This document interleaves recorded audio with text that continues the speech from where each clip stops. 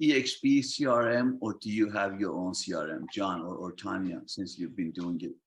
You want to know I'm not proud to say it. Here's my CRM. Wow.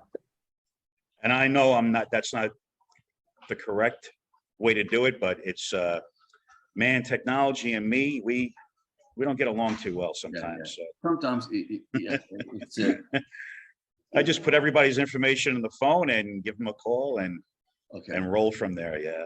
Go from there. But Tanya has it down pat in terms of utilizing the platforms that we have as part of EXP Commercial, though, for something like that for CRM. Yeah, I think Build Out has a CRM capability, and then also RealNex is something that I started working with briefly. I haven't worked very much with it, but I know what's there. Jim Wong is working out a deal with RealNex, where basically anybody with EXP Commercial is going to have their choice of whether they want Build Out or RealNex. They can use one or the other. So it's going to be an option. Yeah, it'll be an option. And interesting. So RealNex, it's an interesting platform. I haven't done a lot with it, but it also has CRM capability. And then Agent Hub, like I said, they, I think that it's been put out there as a CRM, and certainly it can be used that way. It does have the ability, to add tasks in for all of your contacts. You can add tasks, you can enter opportunities, you can enter any kind of notes and stuff. So it can be used as a CRM. Like I said, my only issue with it is just the whole email thing is a little bit awkward.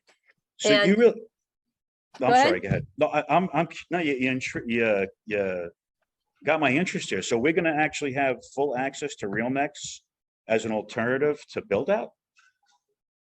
Yeah, there's actually two versions. So you'll have you'll have free access to, I forget what they call them.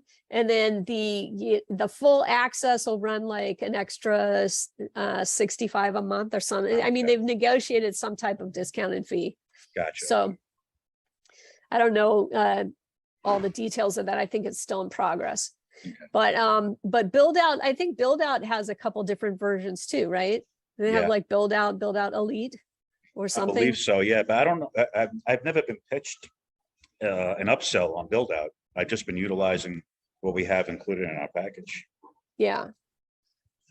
So the bottom line, Nasser, is that there are all kinds of options in terms of CRMs.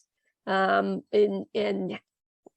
I think what you have to do is figure out what you want it to do for you, and then take a look at the different options that exist and figure out which one is going to work best for you. Right. So we have the Build Out, the RealNex, and the Agent Hub. They're all considered CRM. Am I correct? Agent Hub is considered CRM, and it's a marketing system. Okay, Agent Hub is a marketing system, so it's great for putting in contacts, leads, doing drip marketing, creating websites, funnels, surveys, forms, any type of forms that you can insert into your website. I mean, it'll do a lead capture for you. It'll do, it'll capture a lead, and then you can have an automation that automatically, as soon as they have put in their name and email address on a form, you capture that and automatically put them into a drip campaign to start sending them information. So there's all kinds of capability within it. It's a very good marketing system. And Build Out's you can use to put listings up there, and it's great to create offering memorandums, other marketing material, and have them in a central location. And it's really simple to use. And then there's always classes. If I get emails every week about Agent Hub classes and Build Out classes. So, one of the great things about XP is the continuing education. So there's always an opportunity to pick up every week to learn the basics on any platform that we have. Right. And RealNex is the same. RealNex, it's great for commercial. It's built for commercial real estate, right? And just like Build Out is, they're both built for commercial real estate.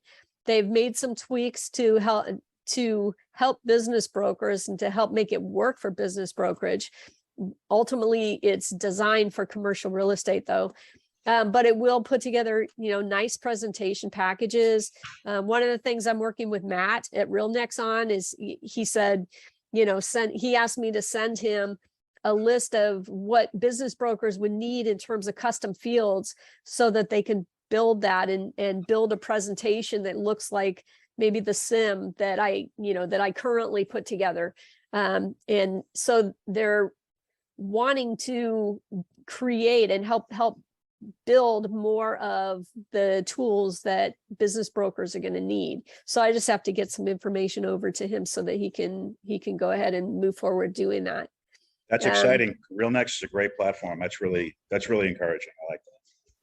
Yeah. So and then of course, RealNex and Build Out both have the ability to syndicate listings out to different commercial real estate sites. They're not going to be able to syndicate to bizbuysell and bizbin and all of that. But, but again, I mean, that's where we can get a virtual assistant or somebody and train them up and train them to enter listings into bizbin, bizbuysell, businessbroker.net, all of the different sites that we use as business brokers so that we don't have to do that type of busy work ourselves. Tanya, on those 3 websites that you mentioned for listings, what's the high value of the businesses that gets listed on those websites? Just roughly what you have seen, or John or others, that if they have seen anything. From what I've learned, and Tanya would know it better than I would, if you're putting up look, it's an investment to put up a listing. So you have to be, I don't know, you have to pick your listings carefully, I guess, because you're going to have to put some money behind them. As I understand it, and I think even Tanya had mentioned this to me, on bizbuysell, unless you're doing a platinum listing, or I forgot what the one above that is, you may not get a lot of traction. I've had a listing up since April, and the only inquiries I've gotten through bizbuysell were basically fake leads, and not on the part of bizbuysell, but people. Public, people going there from the public and just putting in incorrect information. I don't know why they do it, but it's definitely, if you're going to have a significant business that you want to sell, you definitely have to put the marketing muscle behind it. Marketing muscle costs money. Yes. Well, I mean, I think all of those sites, as a broker, you can get a broker account on all of those. So in bizbuysell, they have a thing called BrokerWorks. And they have different plans for brokers. And so you're paying a monthly fee, but you can put multiple listings, a certain number of listings into the system under that monthly, within that monthly fee. So you're not paying the same retail that a for sale by owner is going to pay. And, because that would get expensive very quickly if we had to do them one at a time. But yeah, I can tell you, so the median price of a business on bizbuysell, you can find that in their insight report, but it seems to me that the median is somewhere in the 350,000 range. bizbuysell really attracts, small businesses. I mean, it's really the small business marketplace.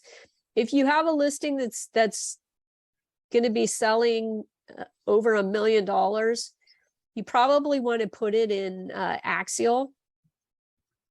An axialmarket will give brokers free accounts.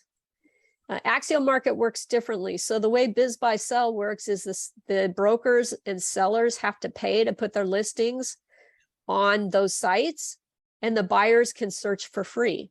Well, Axialmarket is the reverse.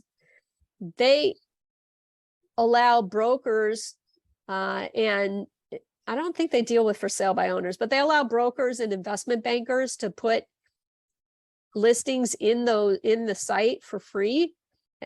But they're a little bit larger listings. You're not going to see a lot of things in there that are $200,000, $300,000, because the buyers that go to Axialmarket, they pay a fee to be able to search. and to find, and it's usually private equity groups, family offices that are looking for higher value businesses, and they're looking, and they have money. And so they pay a fee to be able to search and find businesses out there. So when you're dealing with, a $5 million, $10 million listing, probably want to put that in axialmarket. I've seen 10, 12, $15 million listings out on bizbuysell. I don't know that they sell out there. Right. I think what happens though is understand that there's a ton of private equity firms that go to bizbuysell, not necessarily to find a business to buy, but to look and find brokers who are doing business, listing businesses that are maybe at a higher level. And then they add you to their mailing list. And all of a sudden you start receiving emails from private equity groups that are saying, hey, here's our acquisition criteria. Please add us to your contact list. And then you start building the database of private equity firms with, again, Agent Hub is good for that because you can add tags and you can put in their acquisition criteria and they'll tell you what business sectors they're interested in, or that they're, industry agnostic. They'll tell you that they may say, we're interested in medical, we're interested in IT, and we're interested in, whatever. And so you can actually add all of those as tags to their records so that when you're searching, you're going to pull them up when you have a software company that you're selling, or you have, an urgent care center that you're selling, or whatever, a medical practice, right? So yeah, so I have seen, $10 million, $12 million listings out on bizbuysell. There's not a lot of them out there, but there are a few. But you said the chance of selling on bizbuysell probably is not very good. Probably not. Probably not. I think axialmarket is a better platform at that point. But, like I said, private equity firms and family offices, they go out to bizbuysell to find brokers. And if they happen to stumble across a listing that matches their criteria while they're out there, it's very possible. Yeah, and I think, another good point to latch on to that is that at least you're doing something. You're showing the client that you're being active. So even if you're putting a listing on bizbuysell, and even though the percentages may not be in your favor in terms of selling the business, you at least have something to go back to the client saying, here's what I'm doing to market your business. And that's important too, right? You have to let the seller know what you're doing to try and sell their business, because it's a longer process. And people may get a little bit antsy, or they just don't know. So it's good to keep them informed every week if you can, and definitely to use the platforms to go back to them saying, look, here's the exposure that I'm giving the business, and we'll just continue to move forward. That's a good point, John. I agree with you. Just to show your client that you are being proactive. Right. That's a very good point. Yeah.